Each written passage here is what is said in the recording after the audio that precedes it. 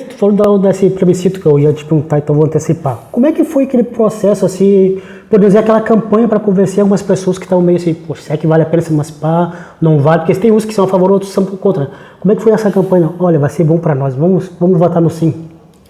Bom, criado a Comissão de Emancipação e a sua comissão oficializado, né, nesses documentos que eu tenho originais, que são o processo, né, que acabou ficando comigo, mas que não pertence a mim, isso pertence à história de Eldorado. E uma das minhas preocupações aqui antes, quero colocar para as autoridades do município, para os governos, as administrações, que é importante nós recuperarmos e termos esse arcabouço de documentos e materiais que formaram a emancipação de Eldorado do Sul. Essa é a nossa corresponsabilidade com a história do município.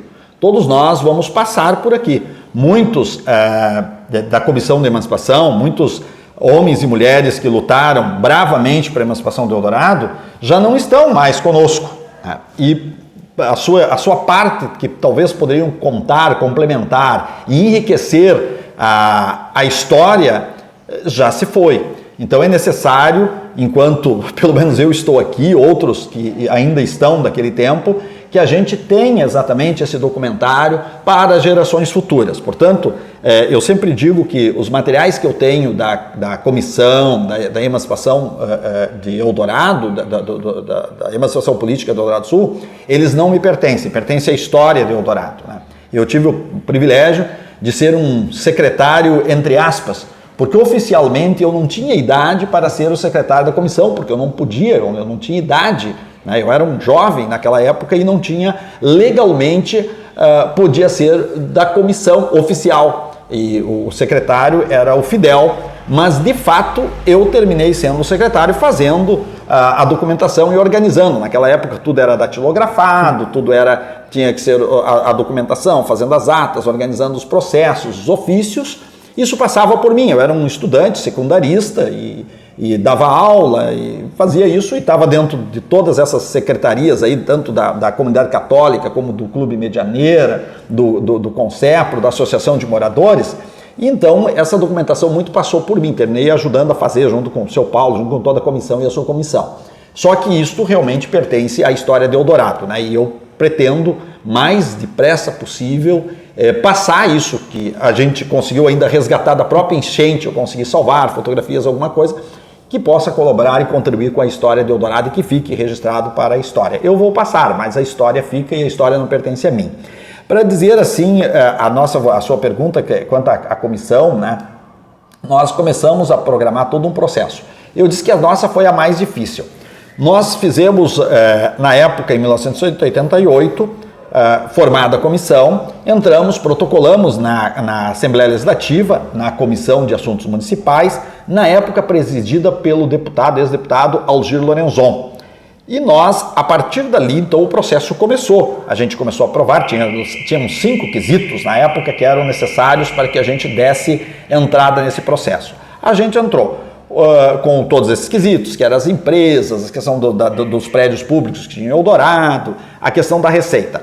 Naquela época, é o que nos chamou a atenção, quando nós fomos para cima ver a receita com a Fazenda Estadual, a nossa área, do perímetro que nós pedimos emancipação, ela representava no orçamento de Guaíba 47% da arrecadação do município de Guaíba. Isso chamou a atenção, né, dos administradores de Guaíba, na época o prefeito Delcio Cornetê, e que tinha o deputado Solon Tavares, né, na Assembleia Legislativa. E isso travou-se então, Nelson, as nossas dificuldades, porque Guaíba se levantou contrariamente à emancipação de Eldorado do Sul. Inclusive a Associação Comercial de Guaíba, as entidades de Guaíba, o Rotary, todos se levantaram contra quando viram que nós, com a nossa emancipação, nós íamos exatamente buscar 47% da arrecadação de Guaíba. Na época nós tínhamos empresas muito importantes aqui. Nós tínhamos a EFEM, nós tínhamos o Grupo Alvebra, Decorite, Noval, ADM, Suvesa. Nós tínhamos então uma capacidade econômica muito forte. E isso fez com que Guaíba lutasse muito para não emancipar. Guaíba, inclusive, o governo Cornetê, na época do prefeito de Guaíba, inclusive entrou no Supremo Tribunal Federal para a não realização do plebiscito de 7 de maio.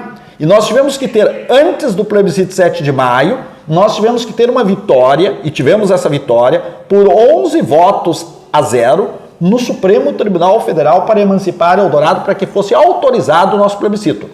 Todos os outros 87 municípios que se criaram, eles tiveram, 86 tiveram os plebiscitos muito antes que Eldorado. Eldorado foi o último município a realizar o plebiscito, porque nós dependíamos de uma vitória no Supremo Tribunal Federal, que tivemos essa vitória. Aqui se diga de passagem nomes importantes para que tivéssemos essa vitória no Supremo Tribunal Federal, que foi do seu Paulo Evangelho Breyer, com todas as suas relações, o nosso presidente Eudorvalino Couto, na época o deputado Carlos Araújo, que muito nos ajudou para que pudéssemos contribuir com a emancipação de Eldorado, e tivemos a ajuda do jornalista na época, Alexandre Garcia, que era o representante da Rede Manchete, na época de televisão, lá em Brasília, e que tinha uma relação pessoal lá com o seu Paulo Breyer, e o Alexandre Garcia, o jornalista Alexandre Garcia, junto com o seu Paulo, junto com o seu Couto, foram ao Supremo com os advogados, fizeram a defesa e muito contribuiu para que pudéssemos emancipar Eldorado do Sul. Tivéssemos essa vitória no Supremo, depois marcado o plebiscito, o TRE marcou em 7 de maio, e depois, com a vitória do sim, o processo foi para a Assembleia Legislativa. Aliás, foi para a Assembleia Legislativa em si e depois para o governo, né?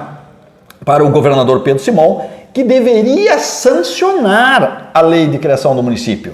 O que aconteceu? Guaíba ainda não se deu por perdido. O que Guaíba? Guaíba tinha o deputado Solon Tavares, que era ex-prefeito de Guaíba, e que tinha uma representação muito forte na época do MDB com o governador Simão, que fazia parte, né, a bancada do governo. E o que aconteceu? O governador Simão, na época, ele silenciou. Ele podia sancionar, silenciar ou vetar. Diante de uma situação, para ele, de uma saia justa, porque ele tinha o deputado Solon Tavares, que era do MDB, da sua bancada do governo, ele tinha, do outro lado, o presidente da Assembleia, o Gil Lorenzon, que daí já estava de presidente da Assembleia, não era mais o presidente da Comissão de Assuntos Municipais, era o deputado Hélio Muscoff, e o deputado Algir Lorenzon, presidente, todos eles a favor da emancipação.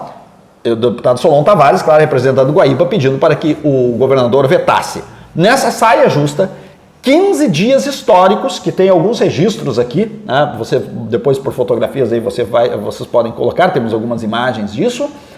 15 dias, a comunidade de Eldorado do Sul, os 15 dias anteriores ao 8 de junho, a comunidade de Eldorado do Sul acampou em frente ao Palácio Piratini.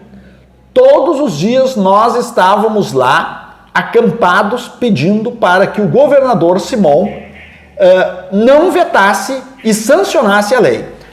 Ele silenciou os 15 dias, que são regimentais.